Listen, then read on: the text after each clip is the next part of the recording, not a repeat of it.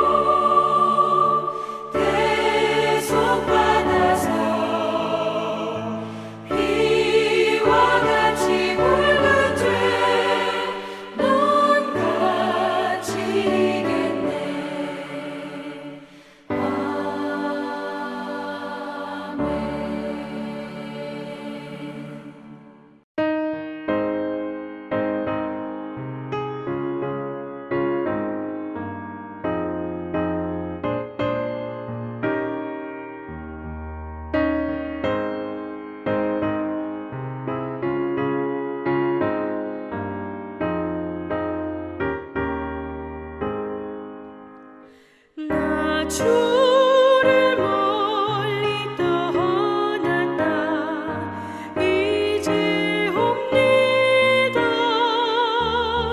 나 죄의 길에 시달려 주여 옵니다.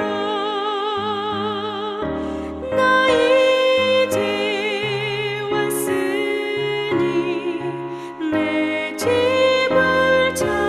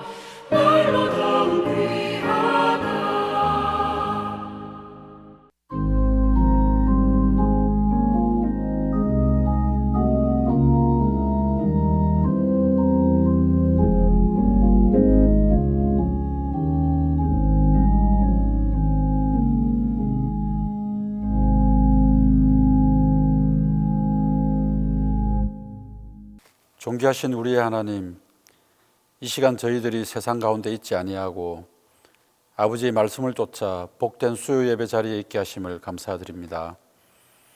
오늘 이 예배의 자리에서 우리의 걱정, 근심, 모든 염려를 하나님 앞에 온전히 맡기고 내려놓습니다.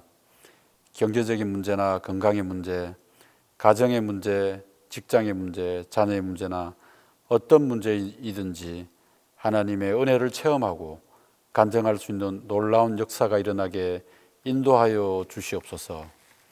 그래서 머리로만 믿었던 믿음이 이젠 가슴으로 믿는 산 믿음의 증인들이 될 수 있게 은혜 내려 주옵소서.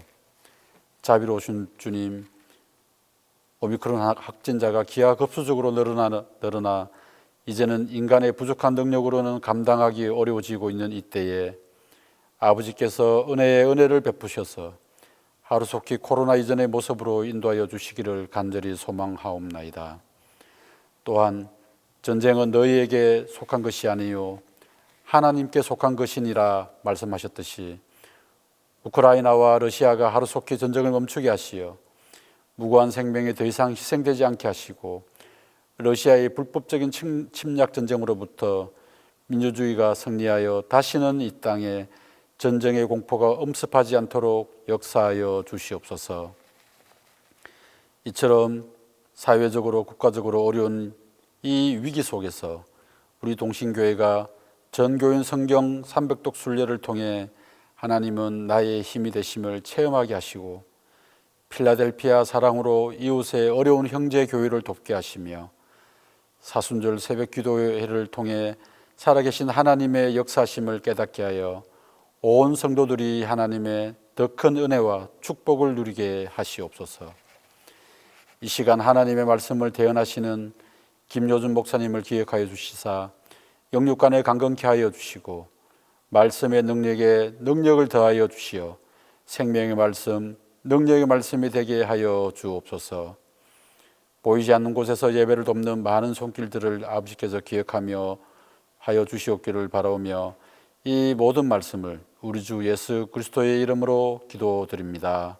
아멘.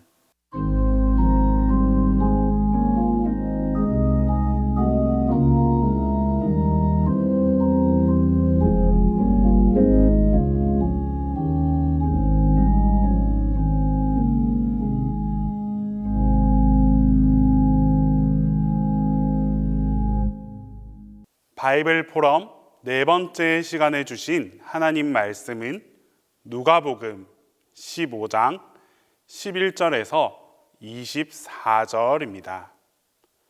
신약 성경 누가복음 15장 11절에서 24절입니다. 또 이르시되 어떤 사람에게 두 아들이 있는데 그 둘째가 아버지에게 말하되 아버지여 재산 중에서 내게 돌아올 분깃을 내게 주소서 하는지라. 아버지가 그 살림을 각각 나누어 주었더니 그 후 며칠이 안 되어 둘째 아들이 재물을 다 모아가지고 먼 나라에 가 거기서 허랑방탕하여 그 재산을 낭비하더니 다 없앤 후 그 나라에 크게 흉년이 들어 그가 비로소 궁핍한지라. 가서 그 나라 백성 중 한 사람에게 붙여 사니 그가 그를 들로 보내어 돼지를 치게 하였는데 그가 돼지 먹는 쥐염 열매로 배를 채우고자 하되 주는 자가 없는지라. 이에 스스로 돌이켜 이르되 내 아버지에게는 양식이 풍족한 품꾼이 얼마나 많은가. 나는 여기서 주려 죽는구나. 내가 일어나 아버지께 가서 이르기를 아버지 내가 하늘과 아버지께 죄를 지었사오니 지금부터는 아버지의 아들이라 일컬음을 감당하지 못하겠나이다. 나를 품꾼의 하나로 보소서 하리라 하고 이에 일어나서 아버지께로 돌아가니라. 아직도 거리가 먼데 아버지가 그를 보고 측은히 여겨 달려가 목을 안고 입을 맞추니 아들이 이르되 아버지 내가 하늘과 아버지께 죄를 지었사오니 지금부터는 아버지의 아들이라 일컬음을 감당하지 못하겠나이다 하나 아버지는 종들에게 이르되 제일 좋은 옷을 내어다가 입히고 손에 가락지를 끼우고 발에 신을 신기라. 그리고 살찐 송아지를 끌어다가 잡으라. 우리가 먹고 즐기자. 이 내 아들은 죽었다가 다시 살아났으며 내가 잃었다가 다시 얻었노라 하니 그들이 즐거워하더라. 아버지를 떠나 살아왔네. 가치 없는 세상에 방황했네. 내 힘만으로도 살 수 있다. 그렇게 난 믿었네.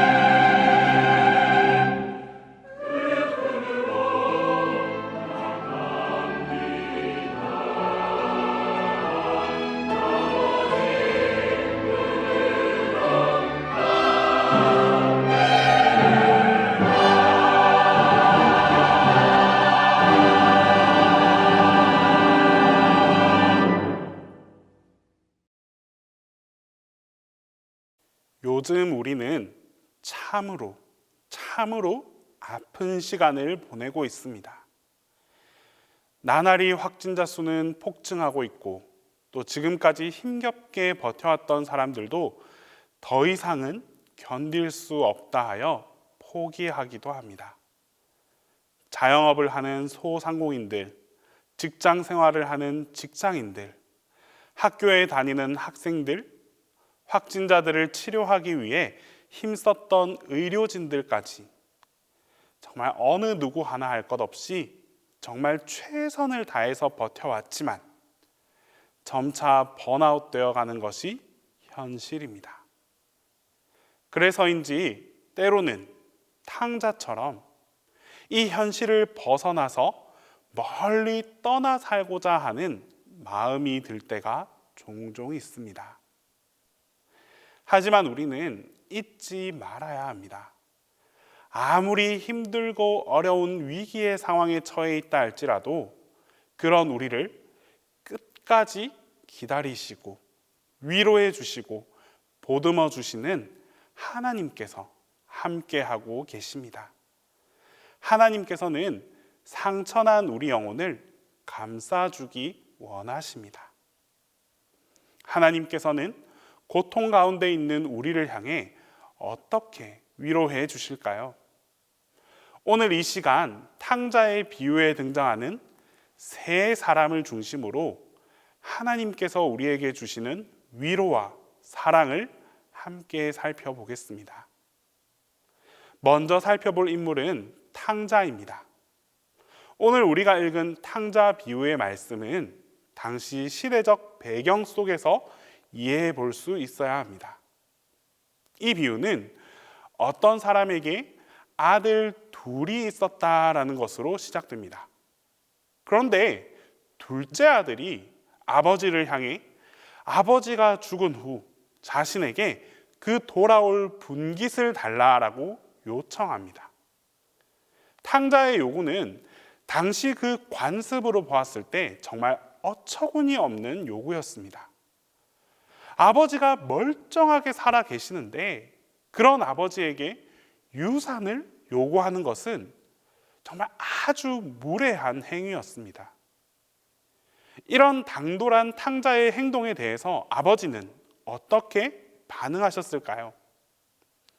정말 못된 생각을 고쳐주겠다라고 해서 화를 내거나 내쫓아 버렸을까요? 아닙니다. 그 살림을 각각 나누어 주었더니라는 표현을 볼 때 아버지는 오히려 순순히 자신의 재산을 다 나누어 주었습니다. 이렇게 아버지의 재산을 받은 둘째는 정말 며칠이 되지 않아 재산을 가지고 유대 땅을 벗어나서 다른 나라로 떠나버렸습니다. 아버지를 떠나 타국에서 보내는 삶은 처음에는 꽤 괜찮았습니다. 돈을 마음껏 흥청망청 쓰면서 온갖 세상적 쾌락을 다 누렸고 그렇게 점점 탕자는 망가져 갔습니다. 결국 탕자는 자신이 갖고 있던 그 전 재산, 아버지께로 받았던 모든 재산을 다 탕진해 버렸습니다. 이제 더 이상 돈이 없게 되자 그 누구도 그를 도와주지도 않았고 함께 해주지도 않았습니다. 그의 마지막은 너무나 비참합니다. 결국 마지막에 그가 갈 수 있었던 곳은 율법에서도 아주 철저하게 부정한 것으로 여기는 돼지를 치는 곳이었습니다. 탕자는 배가 너무 고파서 부정한 동물인 이 돼지를 치는 곳에서 일할 수밖에 없었고 그것도 모자라 돼지가 먹는 쥐염 열매를 스스로 먹기까지에 이르렀습니다. 한마디로 인생이 망가질 수 있는 그 최악의 상태에 처하게 되었습니다. 여러분은 이런 탕자의 모습이 어떻게 느껴지십니까? 사실 이 모습은 오늘 우리들의 모습과 별반 다르지 않습니다. 우리 모두는 탕자와 같은 모습을 가지고 있습니다. 하나님 아버지보다 눈앞에 있는 이 재물이 더 크게 보이면 우리는 이미 탕자입니다. 하나님 나라의 방식보다 세상의 방식이 더 지혜롭게 보이면, 더 좋아 보이면 우리 또한 탕자의 삶을 살고 있는 것입니다. 우리가 좋은 옷을 입고 좋은 집에 살고 좋은 많은 연봉을 주는 그런 좋은 직장에 다니는 것 물론 중요합니다. 그러나 더욱 중요한 것은 그런 우리 내면에 반드시 하나님께서 함께하고 계셔야 한다라는 사실입니다. 우리가 신앙생활을 10년, 20년, 아니 평생을 했다고 해도 만약 하나님을 향한 믿음과 신앙이 이 내 안에 존재하지 않는다면 우리의 그 겉모습은 아무런 소용이 없는 것에 불과합니다. 탕자는 겉모습을 쫓아서 아버지를 떠났지만 아버지를 떠난 이에게 겉모습은 아무런 의미가 없음을 금방 깨닫게 되었습니다. 때문에 다시 아버지의 품으로 돌아갔습니다. 우리 역시 마찬가지입니다.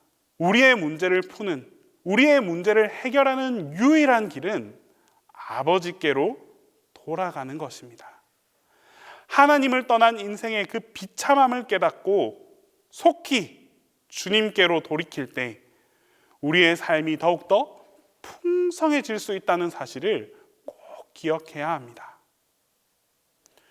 두 번째 살펴볼 인물은 탕자의 아버지입니다.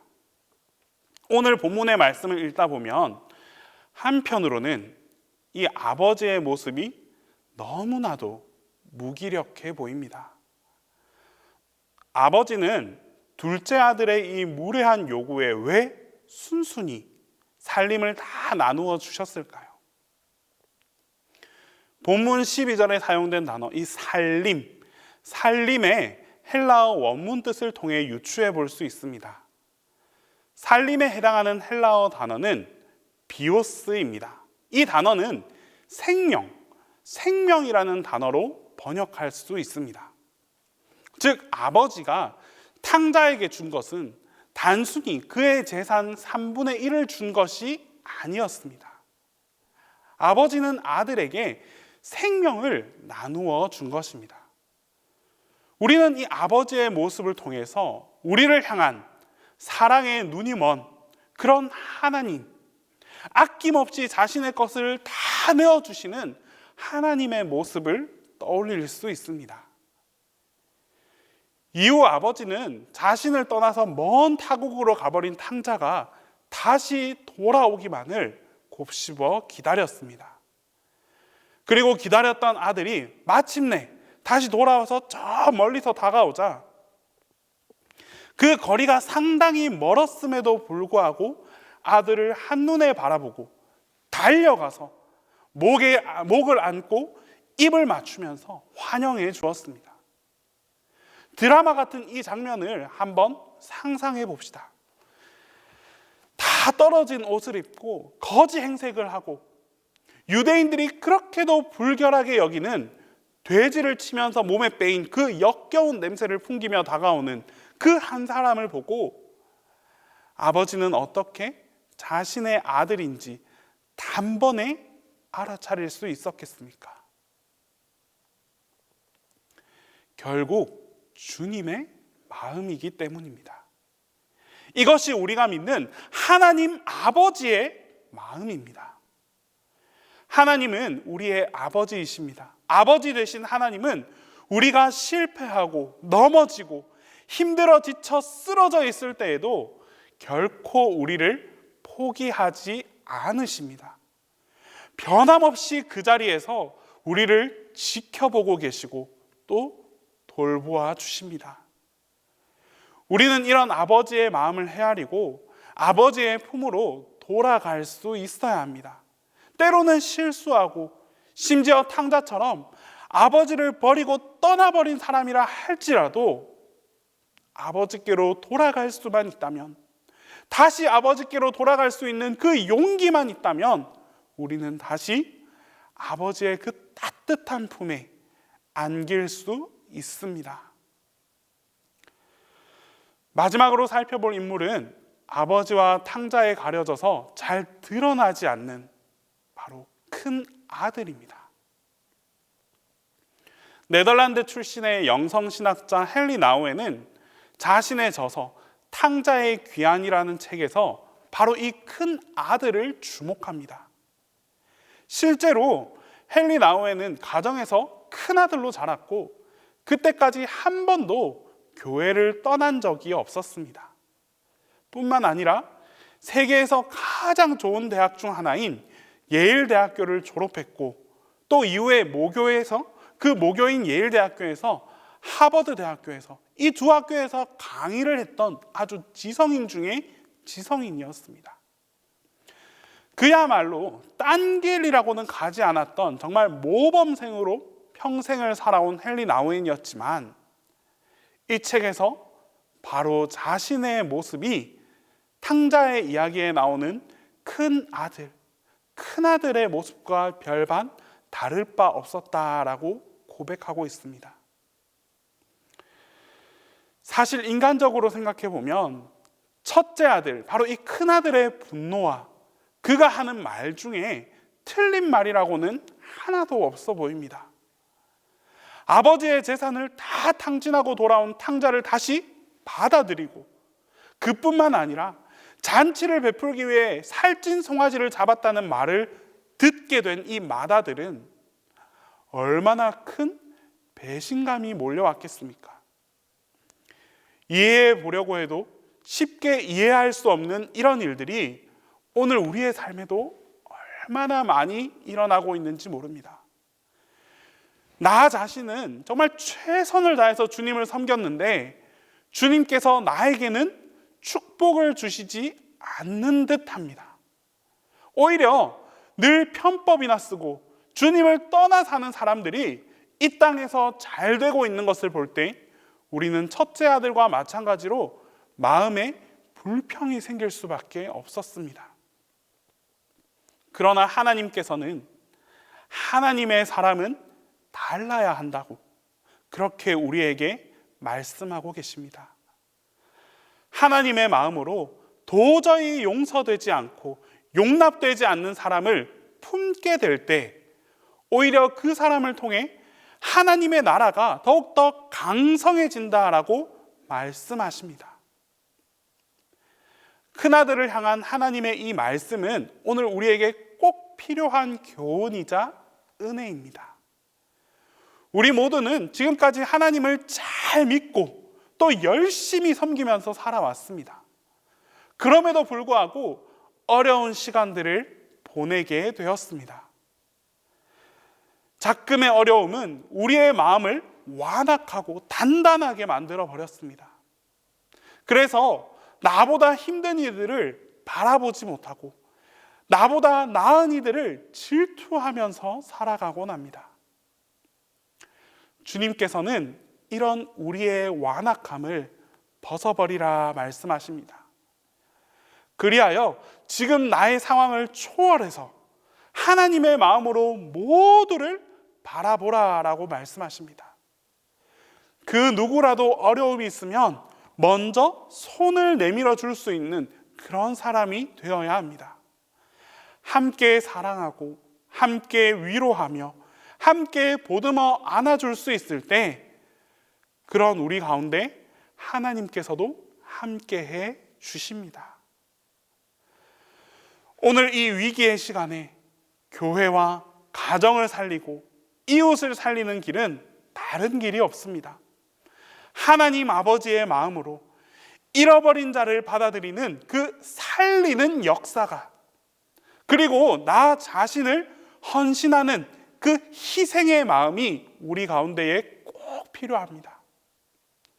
탕자를 향한 아버지의 마음이 그랬던 것처럼 이제 우리 또한 이 아버지의 마음으로 다른 이들을 기다리고 또 품어 안아줄 수 있어야 합니다. 이러한 아버지의 사랑을 우리가 본받을 때 우리를 통해 하나님 나라의 사랑이 확산되고 또 하나님의 그 위로가 널리 번져가는 놀라운 은혜가 우리 가운데 함께하게 될 것입니다. 기도하겠습니다. 한없는 사랑으로 항상 우리를 품어 안아주시는 주님, 주님 곁을 떠나 나를 위한 삶을 살아가는 우리를 긍휼히 여겨 주시옵소서. 이제라도 주님의 마음을 깨닫고 주님께서 기다리시는 그곳으로 돌아갈 수 있게 하옵소서. 그리하여 나의 힘이 되시는 주님을 가까이 하며 살아갈 수 있는 우리 모두가 되게 하여 주시옵소서. 예수님 이름으로 기도합니다.